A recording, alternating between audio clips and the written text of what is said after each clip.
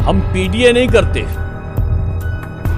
कि जो पीड़ित संघ लोगों ने पीड़ित किया ना, पा से पीड़ित किया, दा से जो है दगेबाजी करी और पता था ए से अपराधियों को संरक्षण दिया। ये दगाबाजी, ये जो है पीड़ित करना, पाप करना और अपराधियों संग, ये उस प्रकार का जो पीडीए था वो अब भारतीय जनता पार्टी सरकार बनने के बाद नहीं है। अब तो सब रामराज्य की स्थापना की तरफ आगे बढ़ रहे हैं। हम पीडीए नहीं करते कि जो पीड़ित संघ लोगों ने पीड़ित किया ना, पा से पीड़ित किया, दा से जो है दगेबाजी करी और पता था ए से अपराधियों को संरक्षण दिया। ये दगाबाजी, ये जो है पीड़ित करना, पाप करना और अपराधियों संग, ये उस प्रकार का जो पीडीए था वो अब भारतीय जनता पार्टी सरकार बनने के बाद नहीं है। अब तो सब रामराज्य की स्थापना की तरफ आगे बढ़ रहे हैं। जात केवल 4 बची है: किसान, महिला, युवा और गरीबी। इन 4 जातियों का उन्नयन करना है। कहेंगे कि उत्तर प्रदेश में शीतलहर है, तो मैं कहूंगा उत्तर प्रदेश में शीतलहर से बड़ी मोदी लहर है, राम लहर है, राम राज्य की लहर है। और ये राम राज्य की लहर पूरे भारतवर्ष में फैल चुकी है। विरोधी हताश, निराश, अवसादग्रस्त हैं और इसके कारण से वो फिर से अपने पुराना हथियार निकाल लेंगे। उनका एक बैंक है, गठबंधन बैंक है, उसका ठगबंधन वाला लॉकर है। उस लॉकर में जातिवाद के विभिन्न प्रकार के प्रकल्प भरे हुए हैं।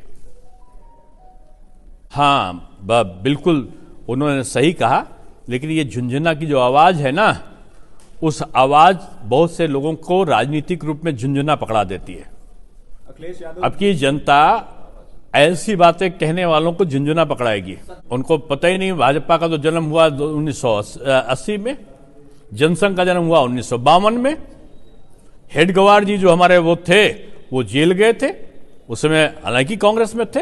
और एक भी कांग्रेसी का लाला लाजपत राय के अलावा आप नाम बता दो जो शहीद हुआ हो, जिसको अंग्रेजों के उसमें पुलिस की गोली लगी हो, जिसने कोई वो किया, एक कांग्रेसी का किसी का नाम बता दो। लाला लाजपत राय तो थे, ये कुछ कांग्रेसी नेताओं का नाम मिलेंगे और जाके रिजॉर्ट में ठहरते थे जेल के नाम पर, अच्छे अच्छे पकवान खाते थे, वेज और नॉनवेज सारे। जो लोगों ने अपराध का साम्राज्य चलाया है, आज उनको भाषण देने का या आज उनको उपदेश देने की आवश्यकता नहीं है।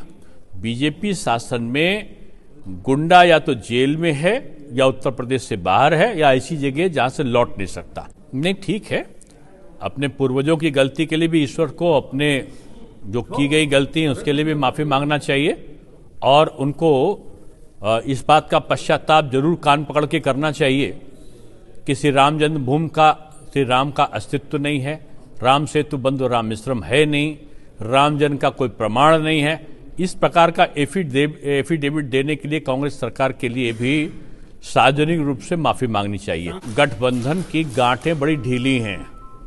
गठबंधन तो अब है कहां? जो उनको बनाने वाले थे वो एनडीए को मजबूत कर रहे हैं। अब गठबंधन नाम की चीज की गांठें एक एक करके खुलती जाएंगी, ये भी देखते जाओ। ओवैसी मैं समझता हूं इस भारत में मुगल मानसिकता का एक जीवंत उदाहरण है, जिनकी जुबान पे पाकिस्तानी बोल रह रहकर पाकिस्तानी जिन्न सवार हो जाता है।